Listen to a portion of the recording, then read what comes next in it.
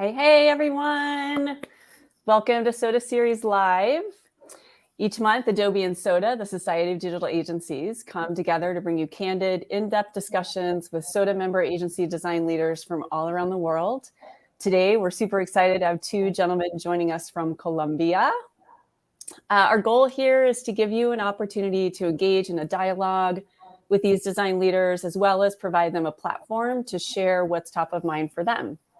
So feel free to drop questions in the chat and join the conversation as we share the hour together here. So I'll start by introducing myself. I'm Kristen Bell from the Strategic Development team here at Adobe, and I'm joined by Tom Beck. Hey, Tom. Hey, Kristen. Good to see you. Good to see you, as always. Tom's Executive Director of SoDA, the Society of Digital Agencies, as I mentioned earlier. And so Tom, maybe for those who haven't joined a previous session or aren't already familiar with SoDA, do you want to take a minute just to tell us a bit about what SoDA is? Yeah, sure. And I'll echo Kristen. Thank you all for joining us. We appreciate it, and we love doing this series each month and spending time with designers from around the world. So thanks for carving out time to do that. Again, I'm Tom Beck. I'm Executive Director of SoDA. SoDA is a global community for the founders and leadership teams of digital design studios. We were founded in 2007, and our primary objective or mission is to support founders and leadership teams in growing their agencies and creating great businesses. And through the community, we provide a platform for knowledge exchange, for sharing resources, and essentially for pushing one another and supporting one another to create the best companies and cultures that we can. And we're thrilled to be partnering with Adobe on this series. Adobe has been a founding partner of SoDA since the very, very beginning, and an integral part of helping us do what we do. And so we're grateful for Adobe, and again, love spending this time with you all. Oh, thanks, Tom. We love the partnership and love doing this with you and your community. So thank you. So let's get started. Our partner in this series, Talon Wadsworth, who, if any of you have watched before, you are familiar with him. He is off enjoying a well-earned sabbatical, so he's not here with us today.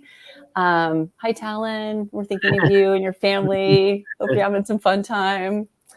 But we are super thrilled to have Caitlin Burke, wonderful colleague of mine here from Adobe, is on the strategic. Hey, Caitlin. Hello. She's on the strategic development team as well. But Caitlin has a really great design background. She was a designer both at Atlantic Records and Warner Music. So I'm super excited to bring her into this conversation with our designers today. So thank you, Caitlin, for partnering with us.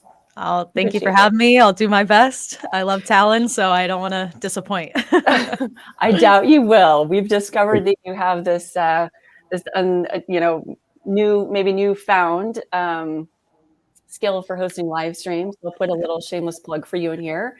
Caitlin also co-hosts with another colleague of ours, Matt Ray, a series on our Behance channel called Talk and Design. So you guys might want to join that at some point too.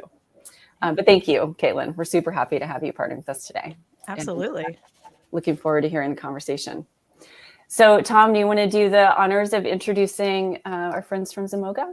Yeah, for sure. So I'm thrilled to introduce Juan Velasco. He's the head of design at Zemoga, and Nico Pérez, a lead designer at Zemoga. Zemoga is a digital design and development studio based in Bogota, Colombia. They've been a member of SoDA for many, many years. I think I met DJ, the founder, back in 2011, and have been just a big admirer of the company they've built, the culture, the talent, and the work. Zemoga does incredible work for huge brands like Hulu, Spotify, IBM, Toyota, and many, many others. So Juan and Nico, welcome to the show today, and big thanks for carving out time to be with us.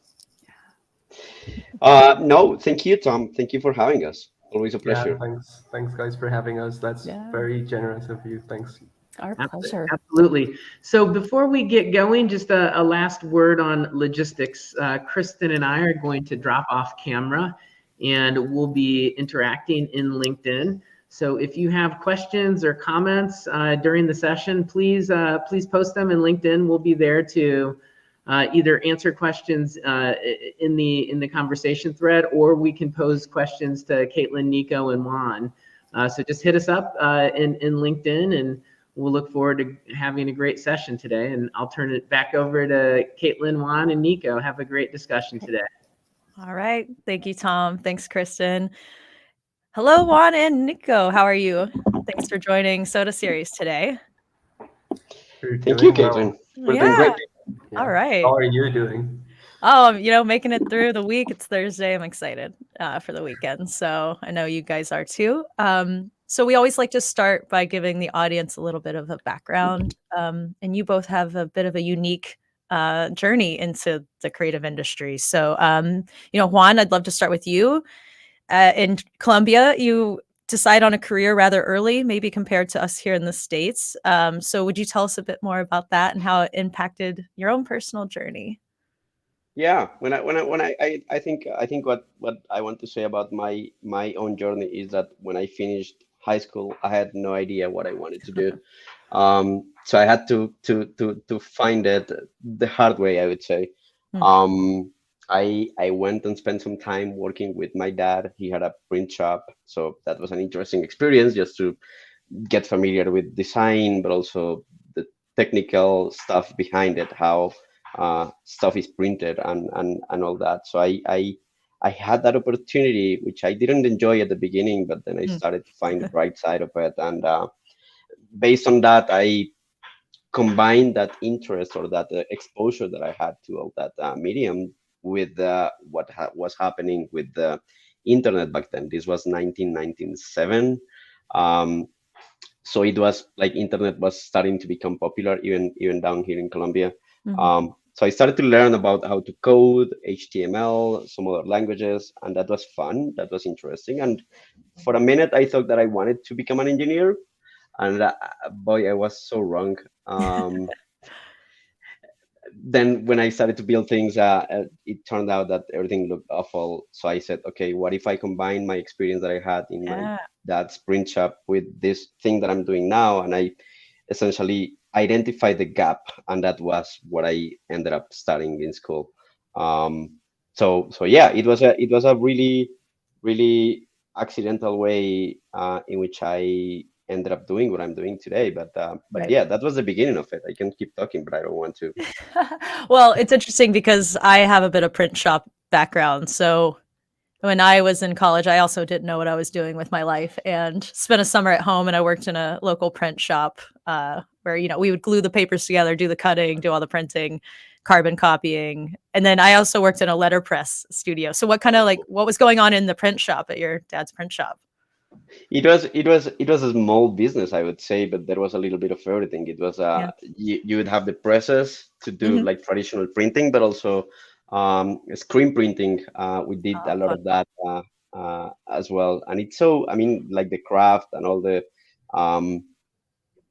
tools that you use to do that kind of printing, like especially that I really liked. Even the smells. I was just about to say the smell of the paper and the machines and the glue come back to me a bit. Yeah. You are not supposed to do that for a long time, but yeah, I didn't appreciate it at the time either, but then studying traditional graphic design and getting out the Exactos and getting your projects already, I felt like I had kind of I was a little bit of ahead of the game, knowing how perfect thing needs to be, when you're presented. So yeah. Pretty cool that we have a shared experience there. Nico, you were also thinking of starting out in mechanical engineering. Is that right? Yeah, that's weird. Like my journey is a bit different. I really had no idea what I was gonna do. But I had there's a lot of influences throughout my life, and my brother is one big influence, and he's a graphic designer as well. He's now a UX designer.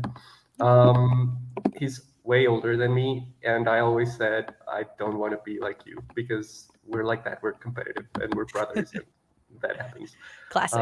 And also, my school was very into math and sciences, so I said, yeah, mechanical engineering feels right. That feels right. That's what I'm gonna do, and I don't want to do what you're doing because that's that sounds like you're getting paid to do your hobby, and that sounds stupid.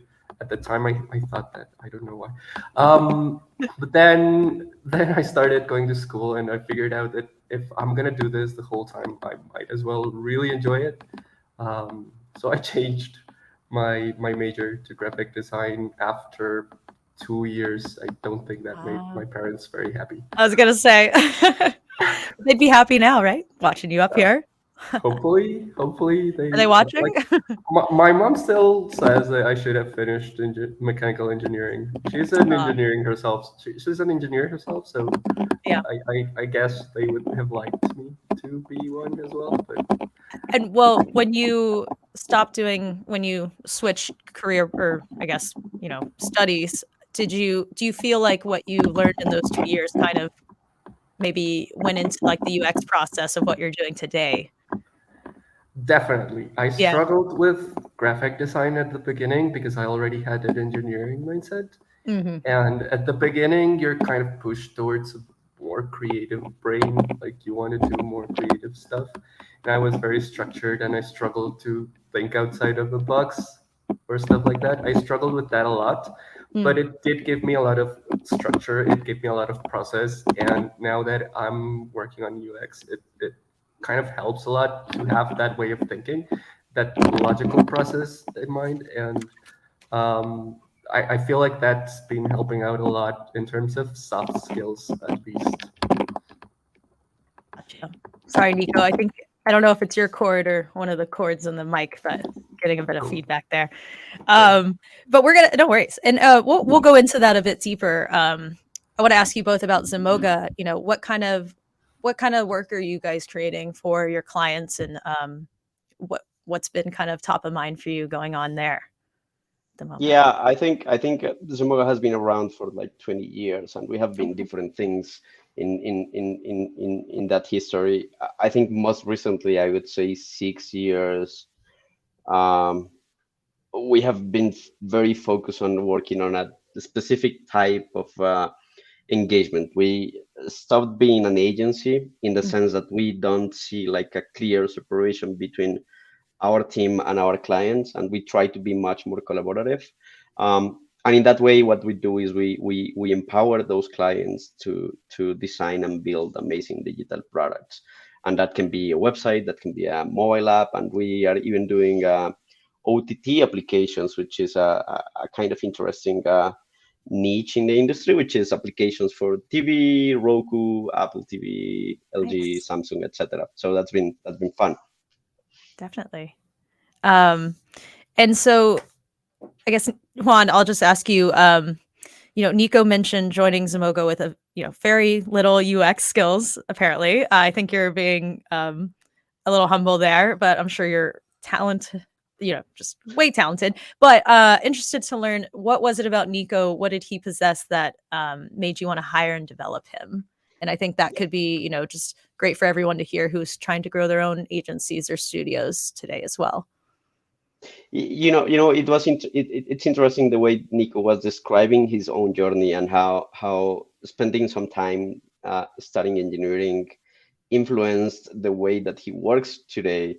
And I think that probably makes sense now that I think about it. It's in those initial conversations, what I identified was this natural ability to solve problems and to ask the right questions and to think strategically. And when you have that as your foundation, it doesn't matter exactly where your craft is. You can leverage that tool and that ability in many different ways. So I assumed that I took the risk and I said, hey, Nico can learn the tools pretty quickly if he has all these foundations in the background.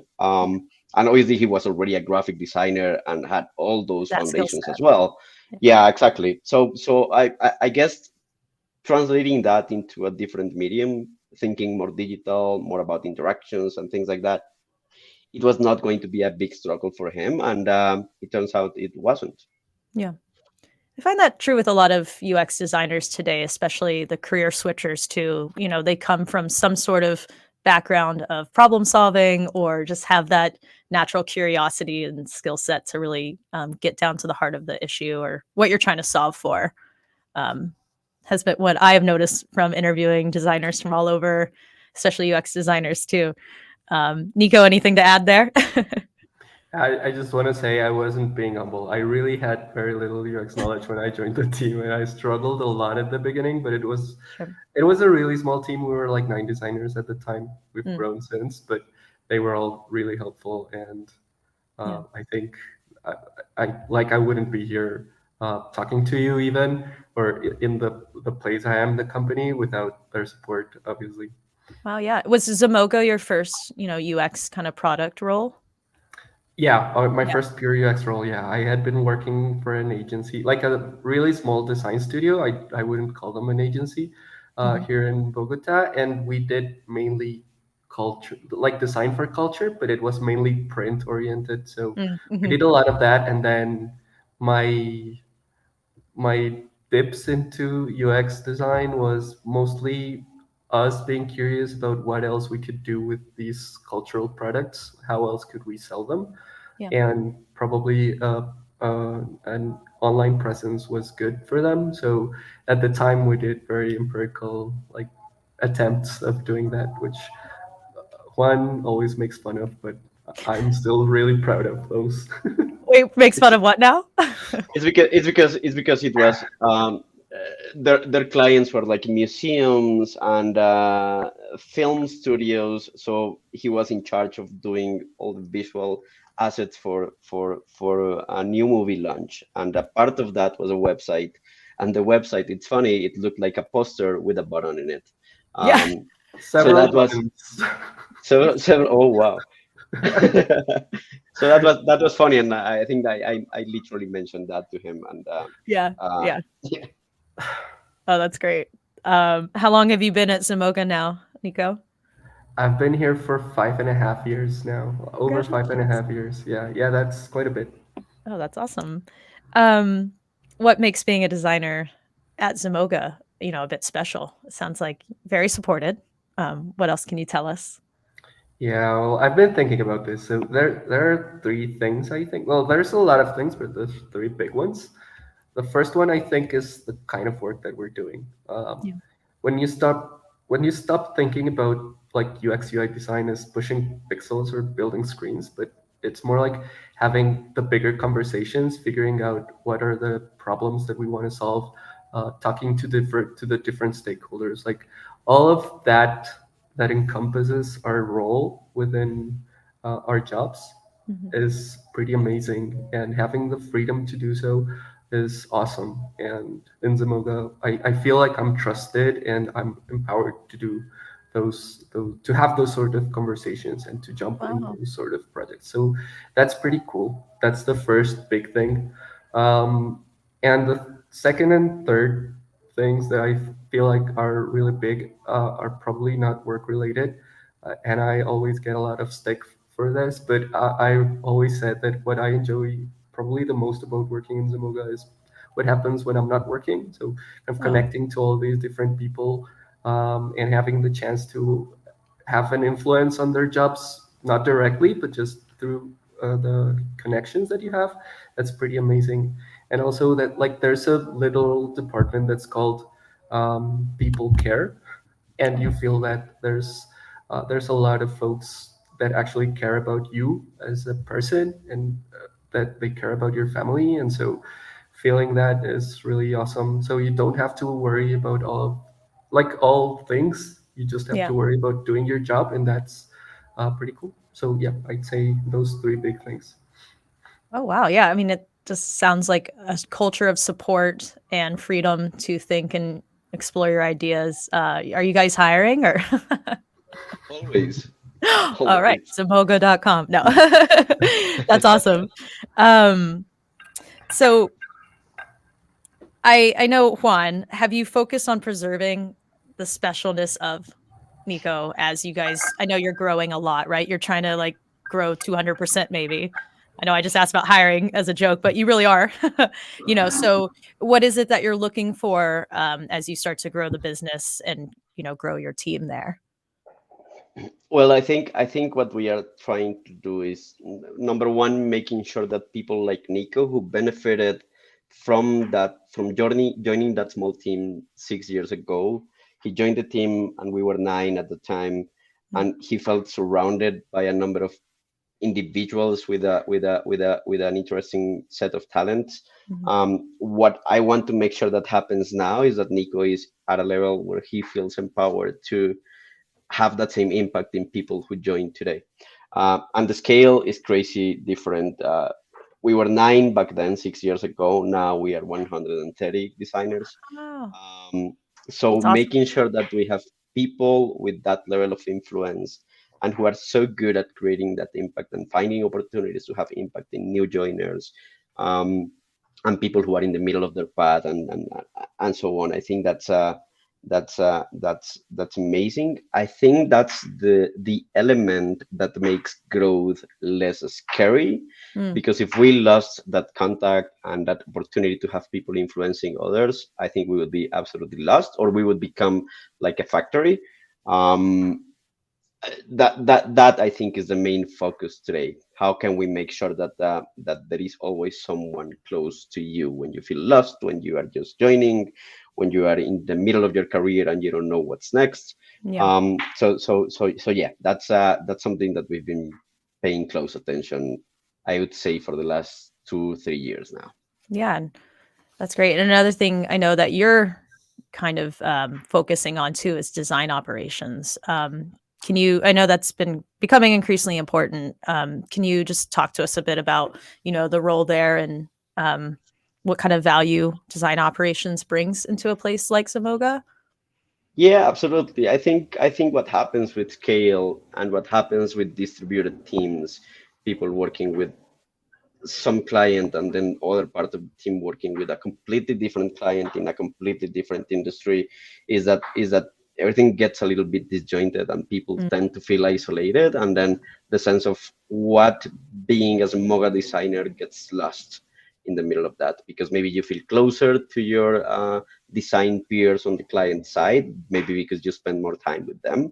Mhm. Um, but I think what we are trying to do is to make sure that we have a foundation and like a common element that unites every single Zemoga designer, so that if a project finishes today, you are always going to be a part of the team and you can automatically go and join a different client team, you know? So I think that's it, to have a sense of what we are, what makes us different, how do we do things, even the basics, what are our processes. We are very good at adapting to our clients' processes as well, because in Mhm. some cases we have to join existing team structures. But we need to have a foundation and a base that allows us to know how we do things. And when we join new clients, we go in with that DNA. And if there is no DNA, then we would be contributing nothing, just pixel pushers, as Nico Yeah. was saying earlier. So making sure that we have our own way of doing things and we always join a new conversation with a pretty strong point of view, I think it's important. And then that means a number of things. That means things that designers, we are not usually big fans of documenting Mhm. things. And that's something that we have found a lot of value in. Like Yeah. if we are going to interview a new designer, now that I am not the only person interviewing people, that is a task that has been delegated. Making sure that we have a sense of how that is done and what kind of information we need to extract from those conversations and what are the processes and which are the touch points that a candidate has to go through, that is now documented. Yeah. And that allows us to scale in a more organized way, I would say. One Yeah. thing that's interesting is everyone has their own way of doing things, and that's something that I don't want to get lost. Like Nico has a style, and I have my own style Mhm. in how we do interviews. But there has to be like an outline or like a structure. So Yeah. that's what design apps gives us, like a documented sense of what the rules or the guidelines are for every one of these tasks. And that applies to a number of things. I use interviewing just as an example, but yeah, it's much bigger than that. Yeah, I was going to ask you actually, like for those listening, maybe aspiring to go into design ops, maybe they're a designer now, what kind of extra skill sets would a creative need to pursue a design ops position? I think there are DNAs, and people come with different. I mean, there are so many kinds of Strengths. designers, Yeah. and there are designers who are amazingly creative, but they are chaotic as well. If you go and check their layers, they are a disaster. Or their files. Yeah. Yeah, exactly. And you are Guilty. okay with that because what they are contributing on the creative side is amazing. Or maybe they are very good at interacting and connecting with stakeholders and users and all of that. They're So just not the most organized. you value that, but Yeah. but we've started to see a new generation of designers who somehow are more organized and more disciplined, and maybe they grew in a time in which Those tools came designing with a available. library, for example, or design systems was the rule. So we are seeing now designers who are more structured and more organized, and they don't move a pixel if that is not according or aligned with the rules. So those kinds of designers, I think, are better prepared to join a design ops team, help us define rules and help us define scenarios and all of that. You're so lucky. Do you remember getting like the GPU warnings or the Photoshop warnings when you have too many files open or saved to your computer and you're like, I gotta move these? And Oh yeah. now there's versioning for like every product. So I was telling Kristen that when I started to use Photoshop, it was Photoshop 2.0. yeah. So yeah, it was very I remember very CS. stressful to manage those files. Oh my gosh. Yeah. Now everything's in the cloud. So yeah. So switching gears here a little bit, something that I love to talk about is future technologies in design. Are there any technologies that are top of mind for you both at Zemoga, and what do you like hope to explore, or maybe you're already getting projects in different spaces? Do you want to talk about that a bit? Nico, do you want to take this one or should I? Kick it off and then I'll talk through it. Yeah. Yeah, I think when I try to explain what we do, I think problem solving is the main thing.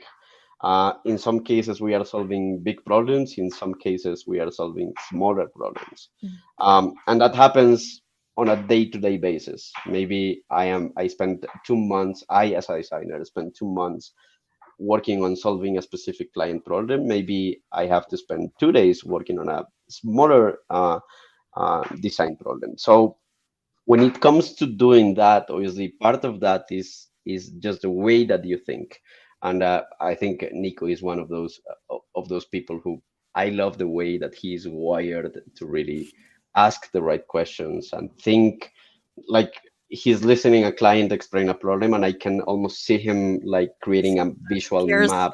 Yeah, exactly.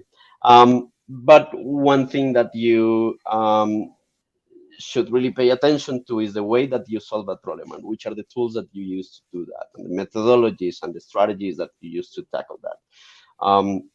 So when it comes to discoveries and research and design thinking, we are always discovering new ways of doing things. We have been doing atomic research, which is a methodology that we discovered a few months ago, and we have been using that in projects, and that has been incredibly fun. It's a very organic way to go very quickly from just like a random conversation with a user to an actionable recommendation, just turning those open conversations into insights, and those insights into something more tangible, and then turning that into something that a designer can go and make really tangible. So that has been an area in which we have been getting much stronger in that initial part of the process. I think that has been great. The other thing that we have been doing a lot of is helping clients build really robust design systems. So that's something that Nico lives with day in and day out, because he works with one of our clients who is a big retailer, whose name I can't mention, but yeah, when you work with big organizations, like being able to be creative, but at the same time follow the rules is a balance that you have to keep into account all the time. So design systems and how to manage libraries and how to introduce governance into design is something that we are very interested in, and we have been doing that for a while already. Nico, I don't know if you want to complement any of that. Yeah, I was gonna say something similar to what you were saying at the beginning. I was thinking when you shot the question, Caitlin, yeah, like you're fast to say we think a lot about NFTs, we think a lot about blockchain, we think a lot about meta and how might that impact our jobs. But there's something fundamental in our roles, and that is we are focusing on users and Mhm. on their day to day, on their problems, right? And that thinking needs to be top of mind every time, even if like there's stuff that's new and exciting going on. We need to figure out how that fits within their problems and what they need to solve and what they need to do. um, and I think that's like the biggest challenge right now Mm. is how do we incorporate all these to make sure that we're not doing it for the fad, but we're doing it because it makes sense and because it adds value and because it solves specific problems that our users are facing and Right. that we're targeting with our clients. And yeah, and I guess that is a good segue into the NFT and blockchain conversation. You've talked about the importance before about establishing ownership and trust. You just mentioned value, some reassurances of what's yours and what's not. Can you talk a bit about how Zemoga is addressing or thinking about these new technologies? You kind of said it a little bit, user at the heart of it, but as these experiences come up more and more, briefs and things like that, how do you guys address that today? Yeah, I mean, as you probably know, we have recently partnered with we have joined the Media Monks family, which is a much larger group Congratulations. Yeah. than Zemoga, and it's been really interesting to see how ingrained or how engaged they are already in those types of conversations and already tackling projects for clients in that vertical. And we have been observing a little bit of that, and it's been incredibly exciting as well. Nico, I think your mic is okay.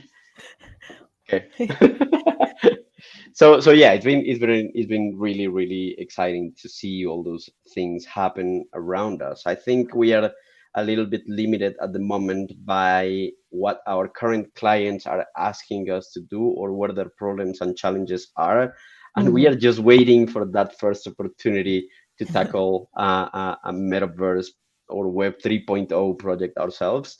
Yeah. In the meantime, and this is one positive thing I can say about Zemoga, there is always a study group or there is always like an internal lab in which people are exploring something, making up fake projects or excuses to try a new thing, and that's already happening. So we are engaged in that and trying to, just again, like I said, just waiting for our opportunity to Yeah. leverage that knowledge and that expertise in a real project. Oh, that's so great. I mean, have you guys played around with like spatial, anything like that yet, or internally just as a team, or tried any headset experiences, anything like that? Yeah, we've been doing that for a while, Yeah. even since the first version of Oculus. I think we started to play with that, and we are not so much into experiential. That is not the type of work that Yeah. we sell for our clients. But I think we have prototyped a number of proof of concepts for clients who want to dip their toes in that Yeah. specific space.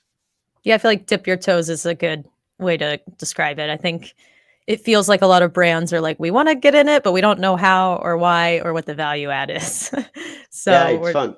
in this It's moment. Yeah. It's so funny, yeah. Like 2 months ago, everyone wanted to get into NFTs, and now it's a little scary. And with crypto and all of that being as it is at the moment, brands are now getting a little scared about that now. Right. But yeah, it's a cycle, I guess. And it's something that is definitely not a fad, and it's something that's going to stay around for a Yeah. good while. Yeah, definitely. So let's see. I think, even though it seems like a buzzword, right? Because Facebook is now Meta. But like you said, like you just said, it's here to stay. It's coming. What can designers and design teams do now, to start thinking about that when that comes? I mean, sounds like one piece of advice you had was you guys have, just internal conversations, lab, creative hours to kind of think about these things and experiences. Is it more things like that, you think, just getting started, or do you have any other advice um, for those technologies that are coming? Yeah, absolutely. I think when I have the opportunity to talk with students, especially who have not finished their learning process, what I tell them is actually that, which is we are not supposed to finish our learning process ever, and Mm. that you are supposed to be wired to keep acquiring new bits of knowledge, and to be very good at identifying a specific interest and doing the best out of that. I think that's the way that it probably happened in your case. I know for sure it happened in Nico's case and in my case, which is there were no schools teaching us how to do UX or how to do Yeah. product. There is always like a course or a workshop or a book that you can make use of to to to become YouTube. stronger in what you do, but you have to be very creative in how you acquire this knowledge. And now we are facing like this new version of the web, and it sounds scary and it's full of questions, and everyone's doing it and everyone's trying different things. And I think as scary as that is, I think it's a huge opportunity to go and watch videos, read articles. If you are really interested in doing that kind of thing, that's something. No one is going to come to teach you that. You have to be very proactive and very disciplined in how you acquire this new knowledge. And if you are not interested in that, it's okay as well. Right. You can focus on a different area of knowledge. I think design is such a big world that you can decide to not pay attention to something. I remember when I was studying design a good number of years ago, I didn't have a good computer and I wanted to do 3D, and then my computer would not allow me to do a render or something like that. It was my blocker, and I decided, hey, you know what, 3D is not for me, and I let it go. And Yeah. I think the same thing is okay with Web 3.0 at the moment. Like, not everyone has to get on board of this trend. No one will But be if shut you out. but if you do, that's super exciting as well. So Yeah. so yeah. Well, yeah, definitely. I don't know, Nico, are you interested in that world at all? Or are you kind of pursuing it, or?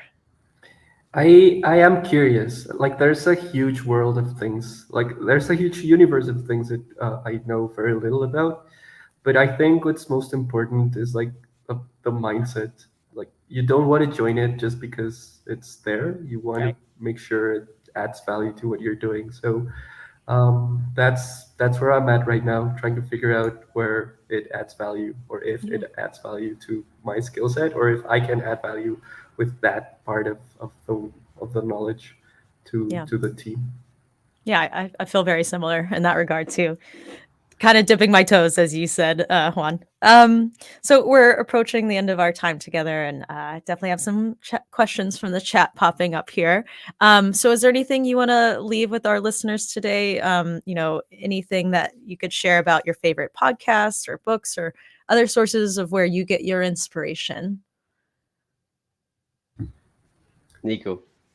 Well, I'll go first because I prepared something for this. Yeah, Yeah, let's hear it. I got this question earlier, so I have three things that are top of mind for me at least. I was very messy when working. I didn't manage my time. I wasn't great at that. I'm still not. I'm still a work in progress. But there's this book called Atomic Habits by James Clear. I love it, and I think everyone should at least give it a shot because it kind of lands on good points about your lifestyle and about how you can make it better. It's I don't want to be all the time productive like we've been wired to, but this helps to at least be productive when you need to. There's another great book by Ed Catmull and Amy Wallace called Creativity Inc. And it's about fostering creative environments and managing creative teams. Oh, that sounds great. It's an amazing book. It's about Pixar and their story, but it's about how they handle specific problems. So it's amazing. And then there's this book that was really unexpected, and I got it as a recommendation on a talk I went to once with a design manager. And it's called Never Split the Difference by an FBI, I think it's, no, not FBI, a CIA negotiator called Chris Voss. And it's about applying negotiation skills to your everyday life. And I still think I'm a pretty lousy negotiator, but at least this gives me context on what's going on and how you can have a conversation with another stakeholder, for example, Awesome. and have some leverage in your conversation.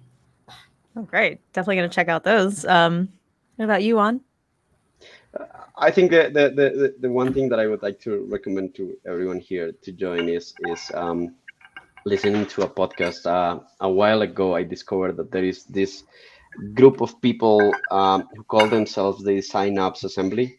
You can just Google that. They have a Slack group. They have a podcast. They do events. So I've been very immersed in that. And what I really like is the Slack group, because it becomes like an excuse for people like us to exchange knowledge and challenges and so on. It's been a little bit interesting for us being on the service side. A lot of the conversations that we see in places like that are more on the product side. So it's been interesting to interact with people who are facing the same challenges from a different point of view. Yeah. In general, I think it's an amazing resource, and more than anything, it's an amazing group of talented people who are working for some of the most impressive organizations. So that is my main reference for things that are going on. Sign Ups Assembly, right? The Sign Ups Assembly, yep. Nice. Check that out. All right, you guys ready for some questions? Absolutely. All right. So this one is for Nico. Two-part question here. What advice would you give to someone who just landed their first design job? Prep recommendations. What do you need to know to hit the ground running? And she's specifically asking about product design jobs. So if you have any advice for an aspiring product designer. For an aspired product designer. Okay. So there's, I think, a couple of things. One is mindset. Like when you jump to product design, you need to understand that you're solving a problem for someone, from someone else that's not you.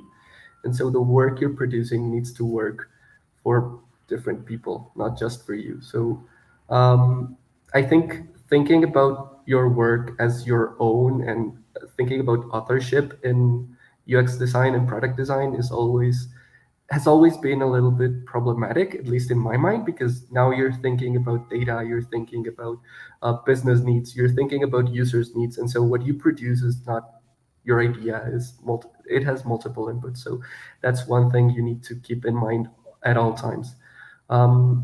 There's another thing that I really like to say this because it's helped me understand where I'm at in the world. And it's that there's a lot of things that you don't know that you don't know.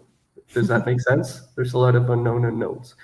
And when you acknowledge that and you understand, then your, again, mindset is to ask a lot of questions and to really figure out what the root cause of the problem that you're trying to solve by building this product when you're working in product design is. You need to identify that root cause. And maybe it's not what's brought up to you as your first problem.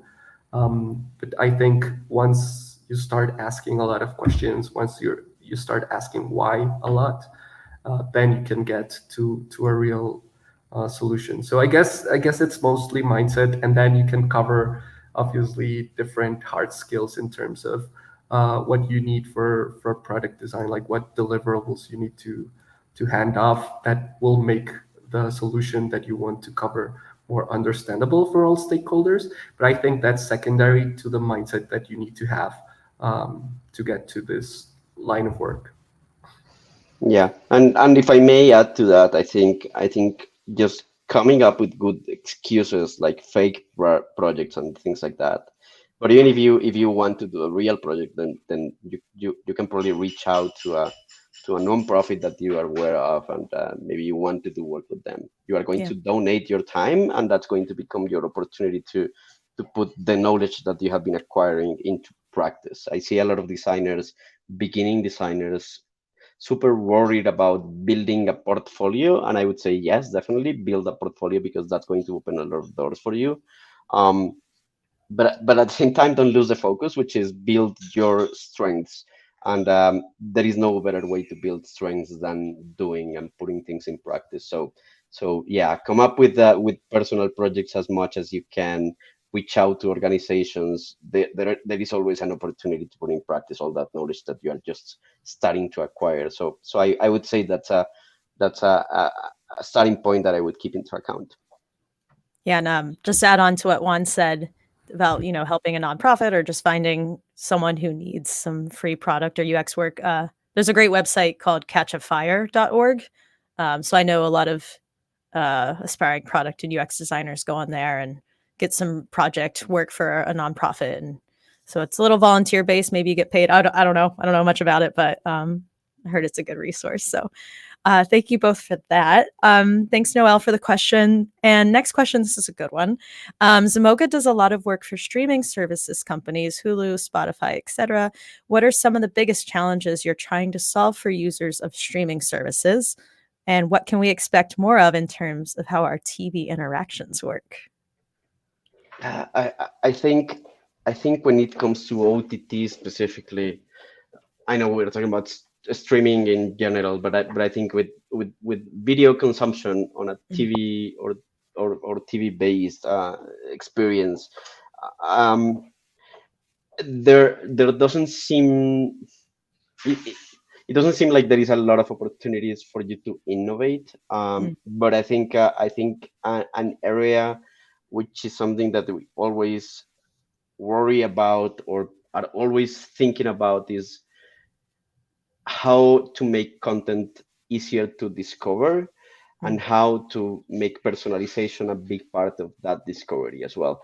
And I think when you think about platforms, Netflix and so on, they have so much content, and so in some cases it's so easy, it's so difficult to find, or there are some things that you have to go and have conversations with people, and those people have to recommend a specific series that you had no idea about, and you ask, okay, what is that? And they say, oh, it's on Netflix, and you go and search on Netflix, and yeah, it was there. But you can swear that as many times as you interact with that tool, you never saw uh, uh, uh, a poster for that show, and you are Right. just discovering that based on word of mouth.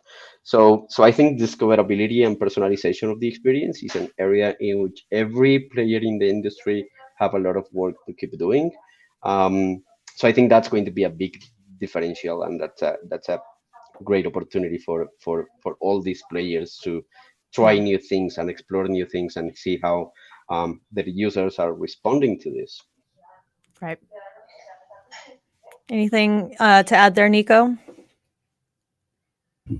Those are not my projects of expertise, All right. but I also talked a lot with one of the leads for one of those projects, and I heard from him one other challenge that he's facing, and I've read a lot about from Netflix as well, that they're like we are all facing like account sharing and how we identify who's who in the accounts and Yeah. how we're recommending stuff. So coming back to what Juan was saying about personalization and about discoverability, and now with account sharing, how does that look like for a household with different Yeah. members that have different interests in the same platform?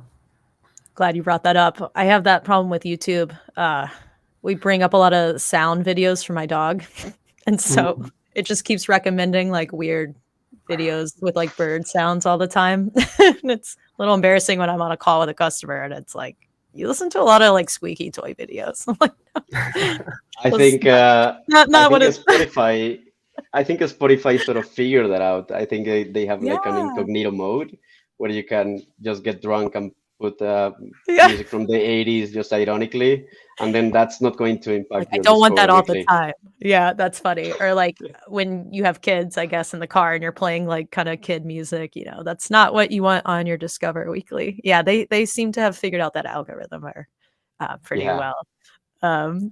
That's great. Yeah, because I share a lot of streaming accounts. Anyway, so so a question for both of you. You've been operating a really talented design team out of LATAM for many years, back when many US companies looked at LATAM purely for outsourcing development services.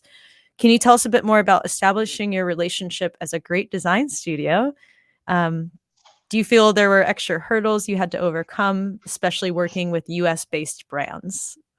And one last thing they added, I think this is relevant for many designers across the globe. Oh yeah, absolutely. I think our story. Uh, uh, yeah, I think our story is very aligned with that question, and that's something that we realized over time. Like, I would say I joined Zemoga in 2010, and for a good while we were super focused on on winning projects, and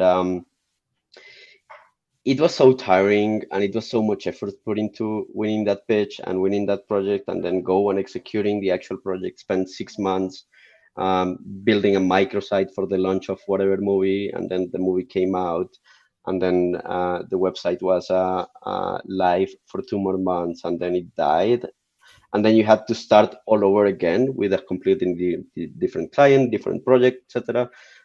So I think one area in which we changed in the last I would say 6 years is to let's have less clients, but let's try to build stronger relationships with them. And that meant in some cases, I think our biggest client right now in the retail industry is one of those clients that we started working with them in a very non-ideal project in which we didn't have a lot of impact from a strategic point of view.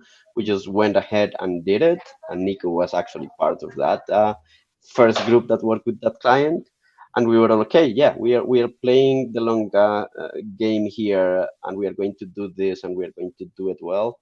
And that willingness to do different types of projects allowed us to gain the type of trust that we have right now. Like with this specific client that Nico is working with, they have a need, they go to their VP of design, and they tell the VP of design, hey, we need help doing this. And then she will immediately say, yeah, call Zemoga. And that happens automatically. We don't have to pitch anymore. We don't have to go through RFPs or complicated processes like that, because we build that trust already. It's almost automatic. As new work arrives within one of those clients, we are just going to be introduced, and we are going to be able to start working almost immediately on that new project or initiative. So I think it's a matter of knowing where you put your energy. If you find a new client and you are starting to create a new relationship with a new client, and you feel like there is a future, I think there is a potential opportunity to compromise in a certain things. And like I said, like play the long game and think about what can come next. And yeah, we've been very lucky in that. You worked really hard. Another great question here. As Zemoga grows and more broadly, the workforce becomes remote and more distributed, where are you looking for talent? Are you primarily hiring near your offices in Colombia, or are you looking all over the world? I think I'm better prepared for this question. I didn't want to answer them all, Nico. Sorry, but yeah, it's a challenge that I'm facing firsthand, which is did we consume all the talent that was available in Colombia? I think in some cases it looks like it, although it is not true at all. There is a number of things that we have been doing. Number one is working on ideas that help our consumption of talent, quote unquote, more sustainable. The same way that IKEA I don't know what the ratio or what the rule is, but let's say that IKEA, for every desk that they sell, they go and plant 2 trees. We are thinking in a similar way, which is how can we give back to the local community? How can we make sure that for every designer that we hire, we are helping educate 3 additional junior designers and so on. So we are starting to spend time working on those things, and we recently launched the first version of our trainee program. So that's one area, and the other area, which is closer to what the question actually was, is yes, with certain legal limitations, we have been hiring people in different regions of Latin America, mainly.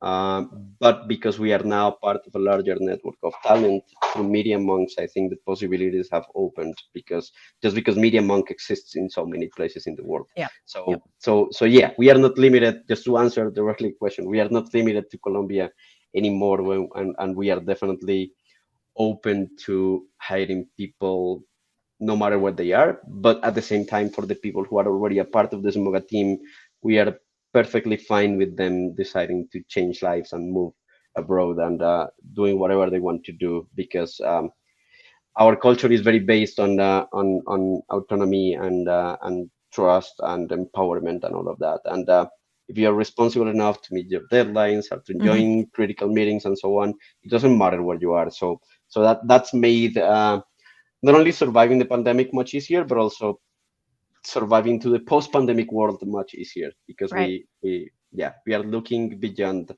the borders of our country, and that's been incredibly fun just to meet talent outside of the country. Oh, that's awesome.